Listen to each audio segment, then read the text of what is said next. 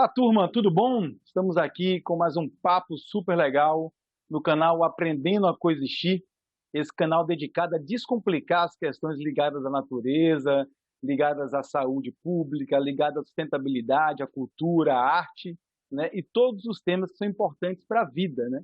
Então hoje a gente vai bater um papo muito legal com essa querida amiga aqui, que é a Ana Leite. Ela é bióloga, especialista em conservação e manejo de fauna, fundadora da empresa BioAdapt, que é uma empresa especializada em bem-estar animal silvestre e de animais exóticos também, e que vem se dedicando nos últimos anos a ensinar as pessoas a promoverem o bem-estar animal. Boa noite, Ana, que bom você estar aqui com a gente no canal Aprendendo a Coexistir. Boa noite, Gerson. Boa noite, pessoal que está acompanhando aí. Estou muito feliz de estar aqui. Muito obrigada pelo convite. É muito legal estar participando de um projeto tão incrível como é o Aprendendo a Coexistir. É interessante como a gente nunca parou para discutir sobre isso que é tão necessário, né? Então, o que eu puder contribuir com vocês hoje, eu fico muito feliz. Muito bem-vinda, Ana. Exatamente, o propósito do canal Aprendendo a Coexistir é que a gente possa conversar em tempos tão difíceis, tão polarizados, no Brasil, no mundo todo, que a gente possa conversar sobre todos os tipos de tema, ouvindo todos os lados, que nem sempre são dois, né? E que nem sempre convergem. Mas é importantíssimo ouvir o outro lado para que a gente, de repente, desvende alguns paradoxos que são, às vezes, inconversáveis, né? E hoje o nosso papo aqui vai ser muito na linha do bem-estar animal, né? O que a gente vem fazendo, como é que a gente vem promovendo cada vez mais a tentativa de prover aos animais, sob manejo e cuidados humanos, esse bem-estar.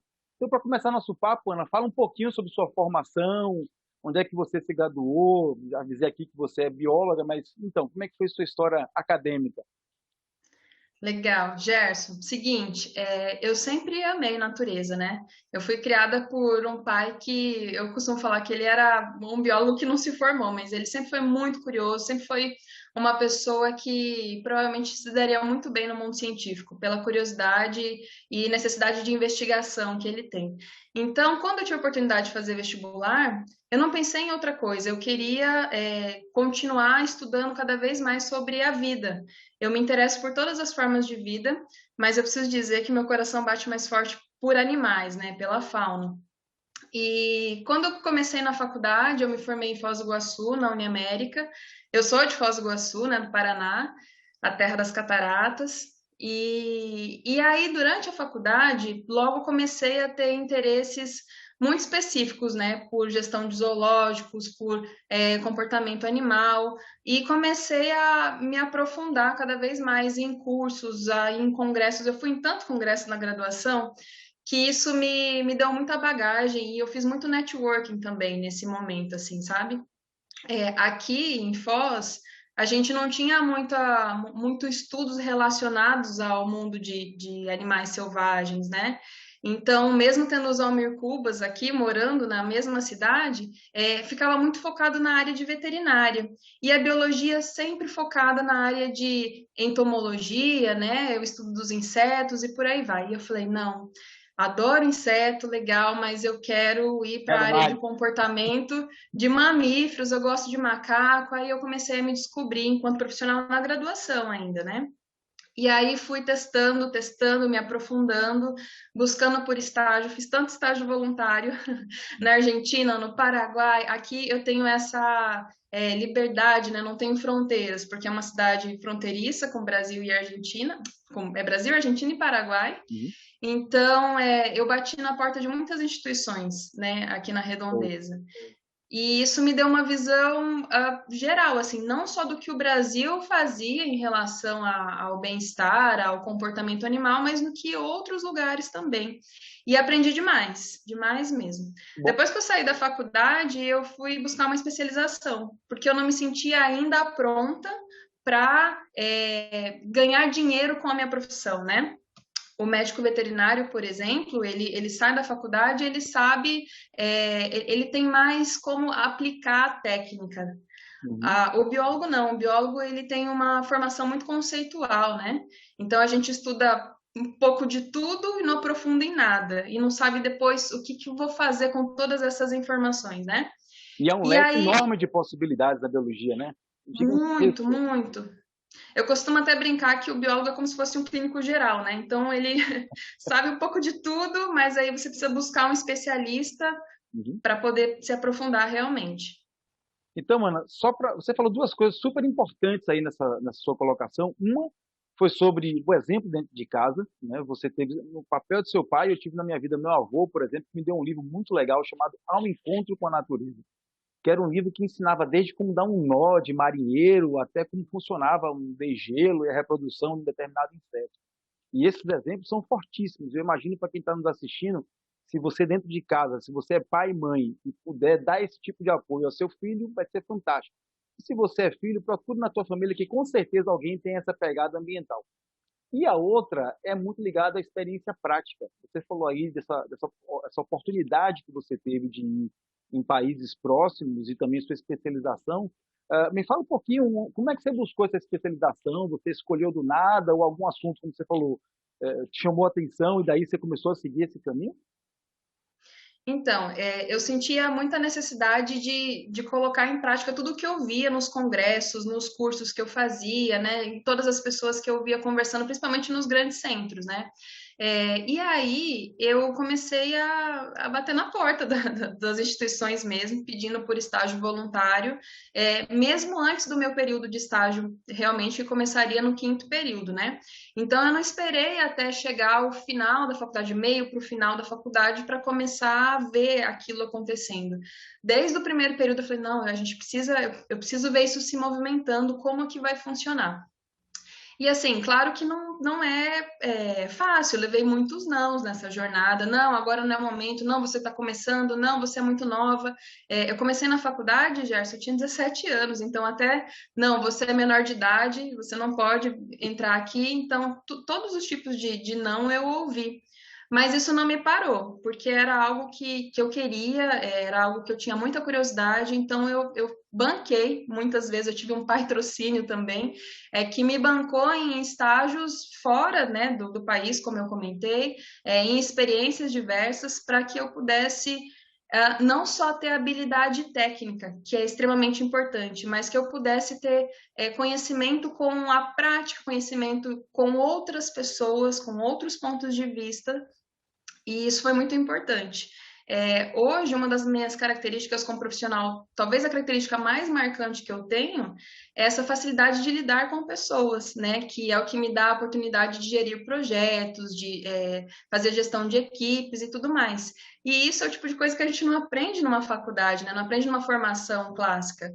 Você tem que ir buscando, você tem que ir aprendendo, né? E eu costumo até falar que eu sou um pouquinho de cada mentor que eu tive. Eu fui buscando, isso aqui eu gosto disso.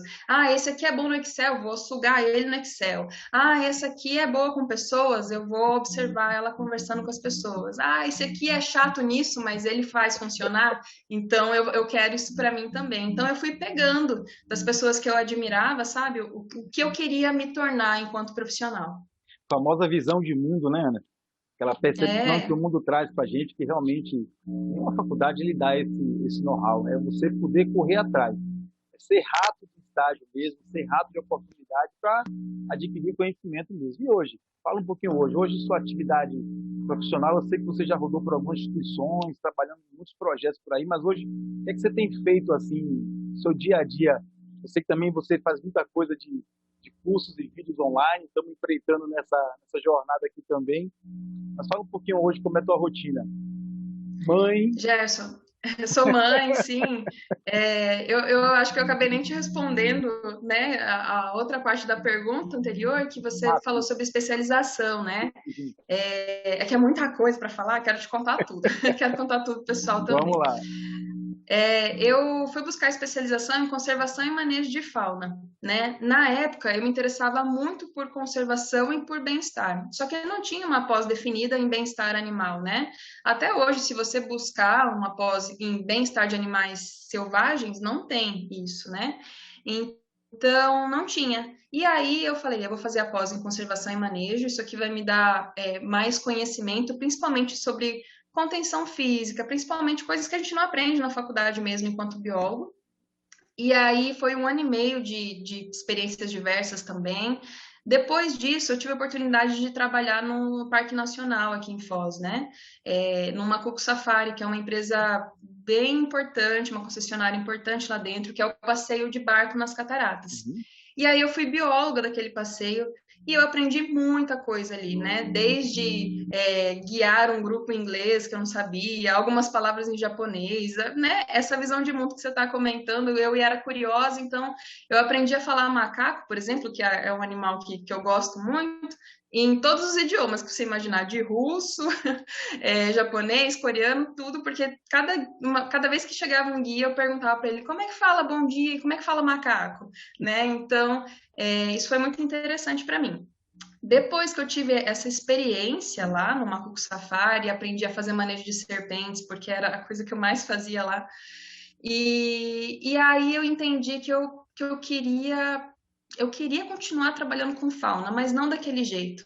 Eu tinha me encantado na faculdade, né, com os estágios que eu tinha feito, com o mundo sob cuidados humanos, com o mundo em cativeiro. E eu sabia que eu podia fazer a diferença mais naquele cenário do que na vida livre, como eu estava trabalhando. Para mim, eu não sei explicar o porquê, mas para mim na época e talvez ainda hoje faz mais sentido, né? Eu me faço mais funcional num ambiente assim, do que em vida livre. Tive algumas experiências em Caxias do Sul também, buscando por bugio e tal, e aquilo, naquele momento eu vi que, peraí, eu não tenho físico para ficar subindo e descendo atrás de macaco. Então, talvez seja esse motivo, não sei, mas eu entendi a minha limitação, né? E entendi onde eu era boa também. Isso me permitiu ascender no que eu faço hoje, tá? E agora eu quero te contar. Ai, gente. Agora eu quero te contar e responder a sua pergunta. O que eu tenho feito hoje? Bom, em 2013 eu abri um CNPJ, eu fui empreender. E aí, numa situação que a gente quase não vê, né? Pelo menos na época que eu buscava por referência, eu quase não via biólogos empreendendo. Eu via veterinários abrindo clínicas, eu via veterinários trabalhando, sim, com o CNPJ, mas biólogo não, né? Então, até então, o que eu entendia como biólogo era eu ir para a academia. E aí eu tive um excelente orientador na pós, que foi o Vanner Boeri, que é uma pessoa que é referência em estudos de primatas, né, e comportamento de estresse. E ele me perguntou assim, Ana, você quer ir para a academia, né? Você quer fazer um mestrado? Por quê? E aí, na entrevista, eu gaguejei, porque na minha cabeça eu tinha que terminar a faculdade, a especialização e ir para um mestrado. E aí o Vanner, Repete o nome dele, né? Vanner Boeri. Vanner Boer. Eu pergunto porque, como a gente tem um propósito de formar sempre uma rede que se retroalimenta, a gente vai fazer contato com ele, pedir autorização dele, botar aqui o contato do Instagram dele para a turma poder também fazer esse Sim, link aí. ele é da Universidade Federal de Viçosa. Ele e a esposa dele me acolheram lá em 2012, 2013, com uma gentileza assim que a gente não vê por aí. E aí ele começou a me perguntar por que eu queria aquilo, por que você quer ir para academia, por que isso, por que aquilo.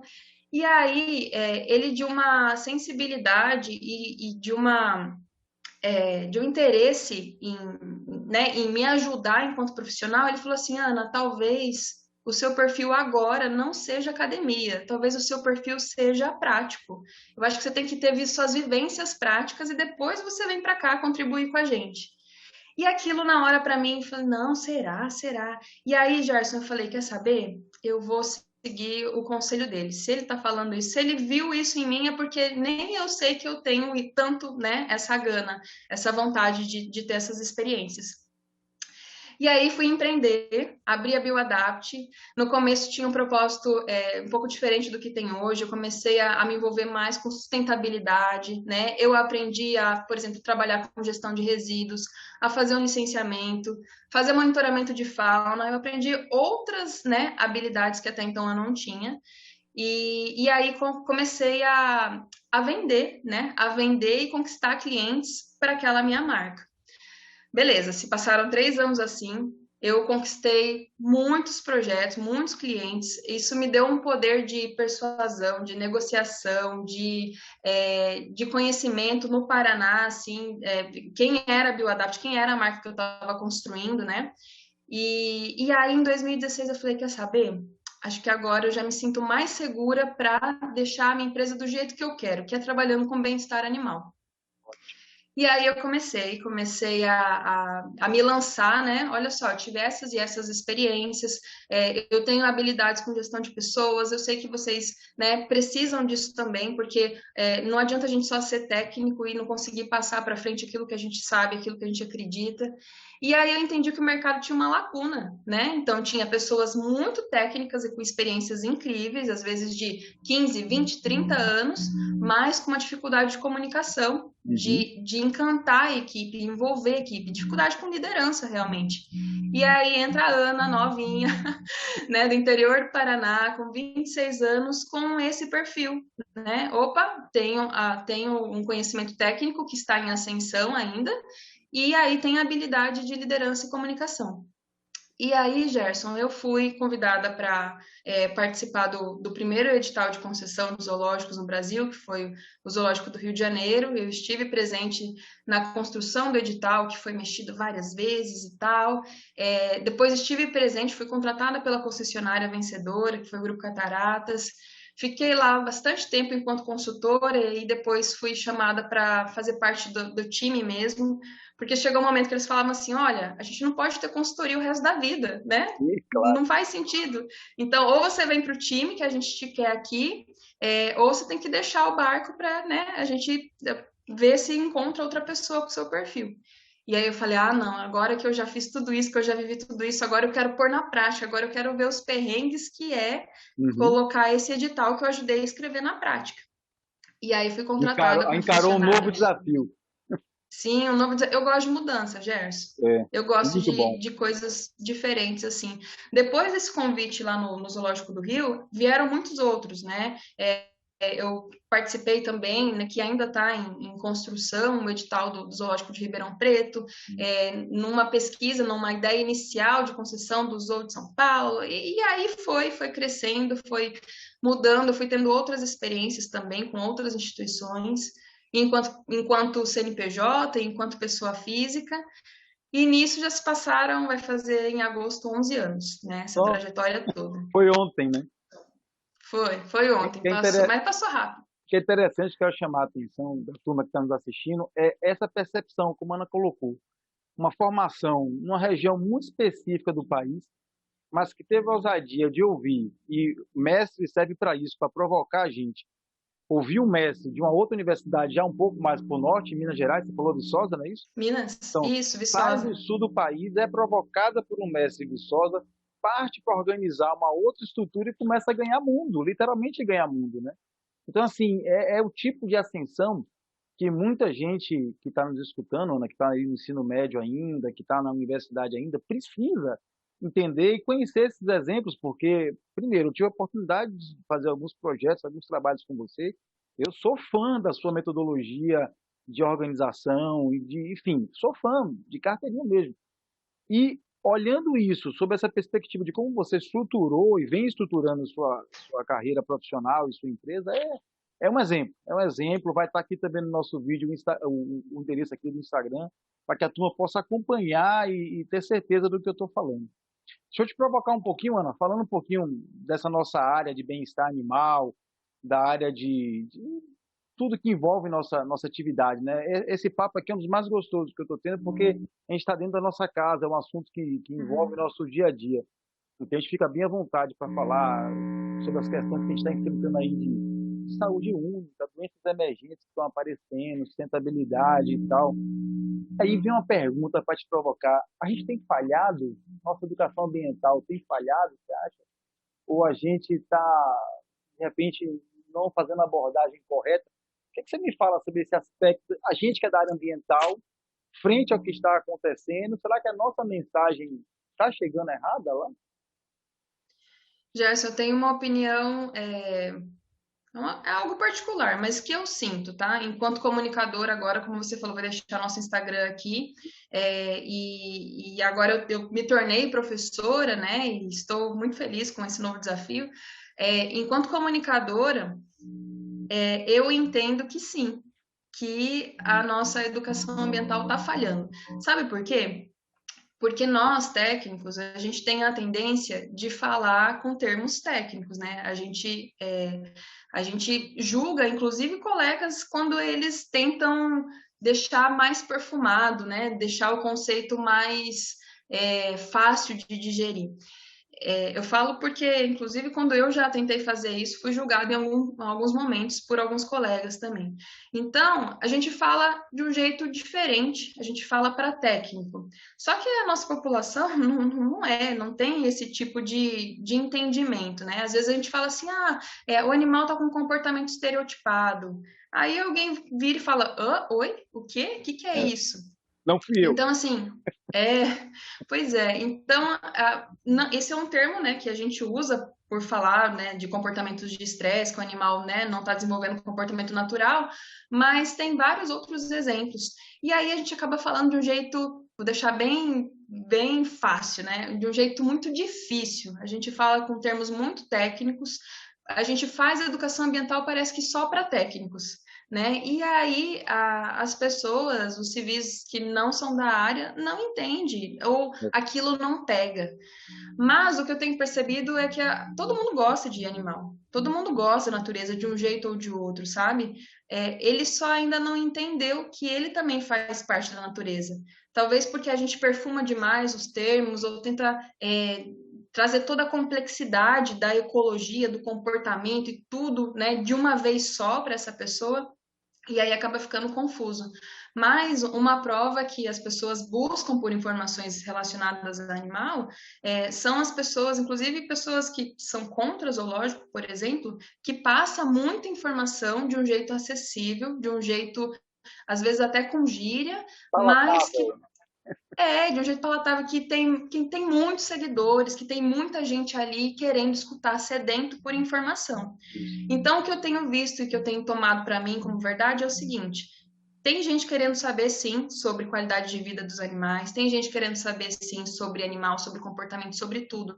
Só que eles querem de um jeito palatável, eles querem de um jeito mais visual, mais fácil de digestão. E eu entendi isso e estou deixando o meu perfil no Instagram, por exemplo, mais diluído, mais fácil de entendimento, para que as pessoas realmente entendam que elas podem fazer a diferença no meio ambiente, porque elas também fazem parte disso, né? Então, eu acho que a gente podia pegar um pouco mais leve. Eu tenho essa mesma percepção. Acho que o conteúdo, às vezes, ele está muito técnico mesmo, e as pessoas acabam não entendendo. E é para isso que uma das coisas que me provocou a partir dessa empreitada do canal Aprendendo a Coexistir é justamente ter, obviamente, esse vídeo vai ser assistido, as pessoas vão interagir, vão perguntar, e tomara que pergunte e coloque a gente contra a parede, que a gente volte a ter outra entrevista dessa e tirar dúvidas, porque a ideia é ter essa troca com o público, né, para que a gente sirva de esclarecimento mesmo, de ponte, né, criar essas pontes. Você já teve alguma oportunidade, não sei se como empresa, como profissional, de atuar ou fazer algum trabalho junto a alguma escola e você pudesse, de alguma forma, avaliar isso que você acabou de dizer, que quando a gente coloca a coisa de uma forma mais simples, mais palatável, a mensagem fica? Você já teve alguma vivência desse tipo? Sim, já tive vivência enquanto Ana e enquanto Bioadapt. Vou contar rapidinho as duas. Fique à vontade. Enquanto Ana, quando eu estava na faculdade ainda, nesse processo com a empresa que eu comecei a trabalhar na minha carreira, né, como bióloga, a gente fazia muito teatro, né? E no teatro, para contar a história do tráfico e tudo mais, a gente, né, se fantasiava e deixava aquilo, às vezes até com um pouco de comédia, né? E aí veio o traficante, e aí ele caiu e quebrou a perna e não sei o quê, veio a polícia e tal, com um pouco de tragicomédia para deixar as crianças mais interessadas naquilo. Por quê? Naquela época eu percebi que se a gente fizesse um textinho assim, porque o tráfico de animais machuca os animais, as pessoas elas sabem disso, sabe? E chega um momento que acaba tapando o ouvido e os olhos. Então, a gente precisa passar essa informação de um jeito diferente e ficar, né, quebrando a cabeça como passar essas informações que são extremamente importantes, relevantes, de um jeito que a pessoa entenda, de um jeito que a gente de fato consiga se comunicar e o receptor consiga entender a mensagem. Enquanto profissional, já passei por isso em dois momentos. Um, em relação aos coatis do Parque Nacional, que eles, né, volta e meia atacam as pessoas. E por quê? Porque as pessoas, elas querem tirar foto com o coati bonito, maravilhoso, porque eles são super carismáticos. E aí a pessoa vem e atrai, né, eles com chips, com uma sacola, com uma bolsa, tira a foto e depois ela não quer mais, né? Pronto, já consegui minha selfie, agora pode ir embora. Só que não é assim que funciona. E aí, mesmo a gente colocando placas, né, com fotos de acidente, olha, uma mão mordida por coati, olha o que aconteceu com tal, mesmo colocando som nos ônibus, mesmo colocando placas falando que haveria multa, isso e aquilo, a pessoa não muda, não mudava, né, por conta de aquilo não fazia sentido. É que eu acabei de falar, chega um momento que a pessoa nem olha mais placa, nem ouve mais o que está sendo falado, a gente precisa pensar num jeito de tocar ela. A metodologia, a abordagem tem que ser outra, né? Só fazendo Com destaque certeza. que as placas do Parque Nacional são as placas mais sinceras que eu já vi. Aquelas placas com foto da mão mordida por um coati, realmente, para quem não enxerga aquilo, realmente está cego, viu? Mas não enxerga, não tem como competir, assim, o turista que está ali pela primeira vez, a gente não consegue competir com a atenção das cataratas, por exemplo, né? Então a pessoa chega e vê, ela fica a boca aberta com aquelas quedas maravilhosas e de repente parece que ela fica cega a qualquer tipo de informação. Então, essas metodologias assim a gente precisa o tempo todo ficar mudando, entendendo, pesquisando, né, e vendo o que funciona, porque tem a questão cultural também. Tem públicos que entendem, né, visitantes que entendem aquilo, olham a placa primeiro, normalmente o europeu faz isso. O restante não, o restante, né, beleza, só quero seguir, tirar minha selfie, postar e ponto. É. E o último exemplo que eu queria contar rapidinho, que eu vejo assim, essa mudança quando a gente fala de um jeito mais suave, que acaba acertando o alvo. Quando eu estive lá no Zoológico do Rio, eu participei de um projeto de aproximação de 3 chimpanzés, né? Esses chimpanzés, eles ficaram sozinhos por uma vida inteira, né? Mais de 20 anos ficaram morando sozinhos, um próximo ao outro, e aí se tinha muito medo de aproximar eles por conta de briga, porque a gente sabe que brigas de chimpanzés são brigas sérias, inclusive podem levar a óbito. E aí a gente começou a participar de um projeto trazendo a Hilda Tress, que é uma pessoa, né, fenomenal e que conhece muito sobre o comportamento de grandes primatas, para que nos orientasse nessa aproximação. Beleza, até aí tudo bem. Foi um trabalho extremamente técnico, de uma ascensão profissional e pessoal para mim gigantesca. Inclusive fui fazer inglês só para me comunicar com a Hilda, algo que, né, eu precisava e foi demais. Experiência ímpar, né? Grande Ímpar, não ímpar. Eu costumo falar que a Hilda foi uma das. Eu fiquei 6 meses com ela, sendo mentorada online e mentorada pessoalmente, e foi os 6 meses mais intensos e massas assim da minha carreira. E aí, Gerson, pessoal, o que aconteceu? Essa aproximação inédita ali no Zoológico do Rio chamou a atenção da mídia, né? E aí veio, né, todas as emissoras, canal do YouTube, isso e aquilo, todo mundo conversar. E aí, enquanto eu dava entrevista, falando qual era o procedimento que a gente estava adotando, e isso e aquilo, que o comportamento dos animais, que a gente, né, trouxe uma especialista, enquanto eu estava falando tudo certinho, como manda o figurino técnico maravilhoso, beleza, as matérias estavam indo bem. No dia que eu dei uma gafe, e essa gafe, no final das contas, foi a matéria que estourou, foi o seguinte: o repórter me perguntou como era a personalidade de cada chimpanzé, porque até então eu estava contando para ele sobre o temperamento dos chimpanzés.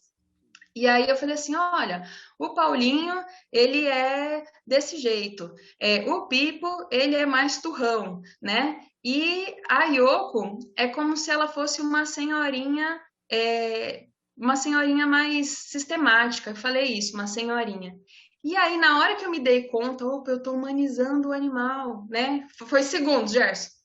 já 3 segundos. Aí eu falei assim, coloquei a mão no microfone pro rapaz ser obrigado a cortar e falei assim, eu não posso chamar ela de senhora, né? Coloquei a mão no microfone. Aí eu falei, você corta, por favor, que senão isso aqui vai me dar problema.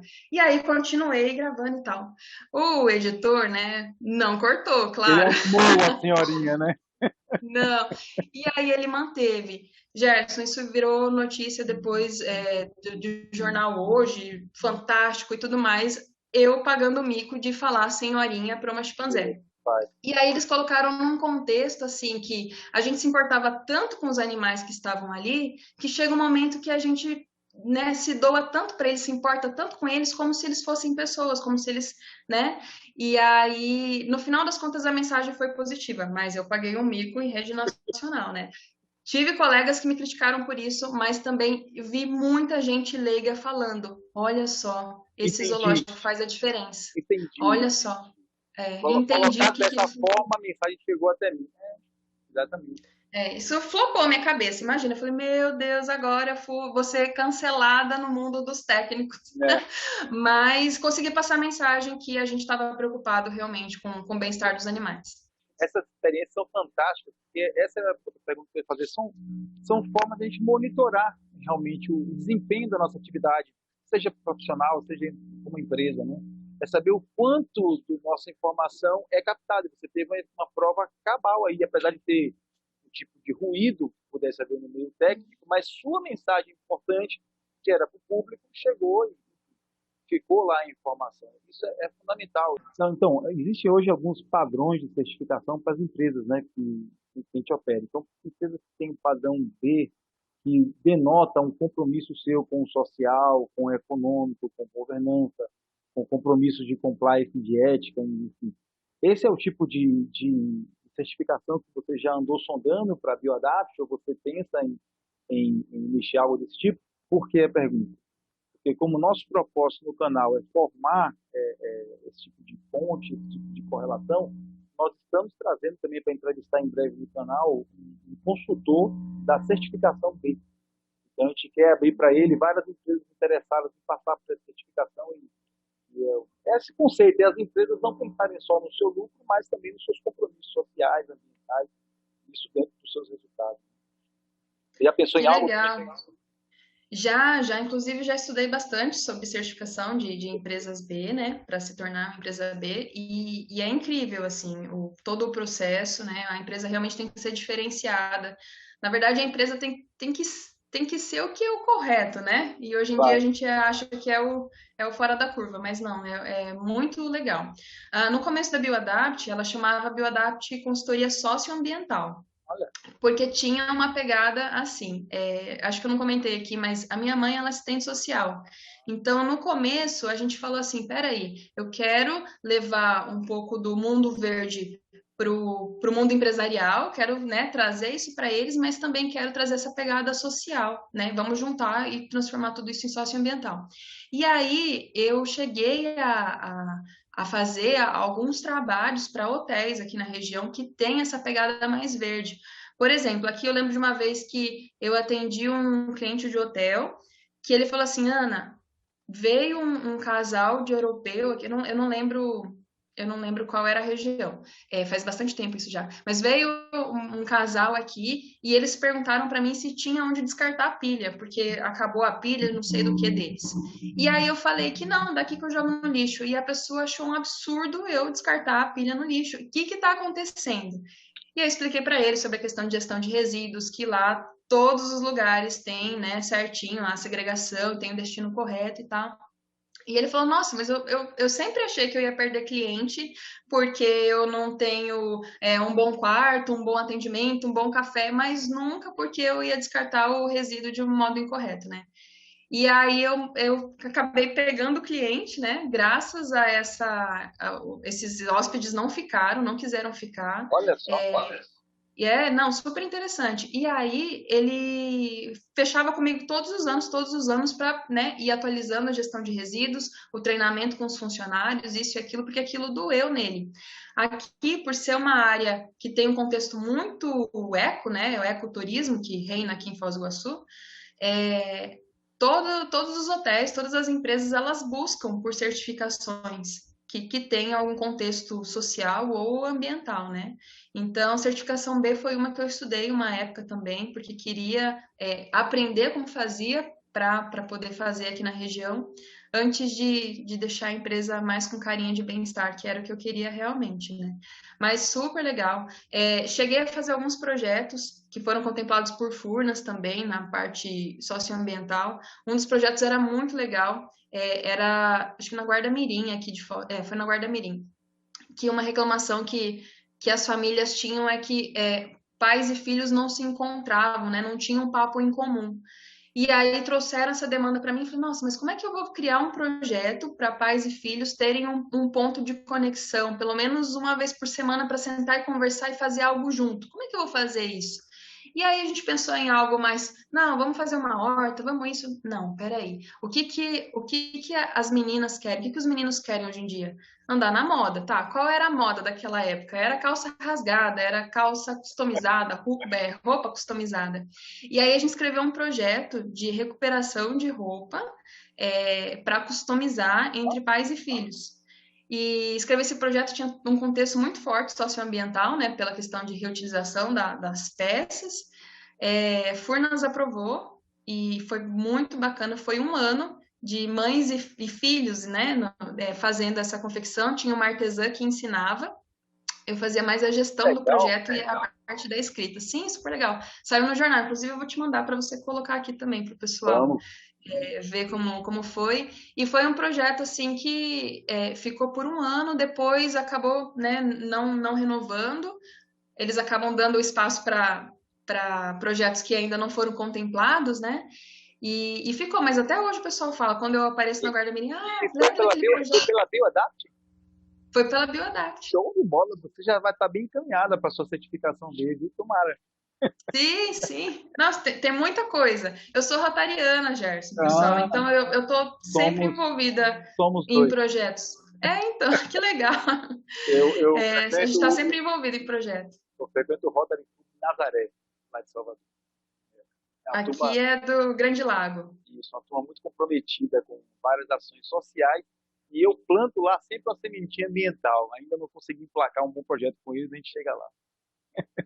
Eu também, eu tô nessa. É. Ô, Tô Ana, nessa.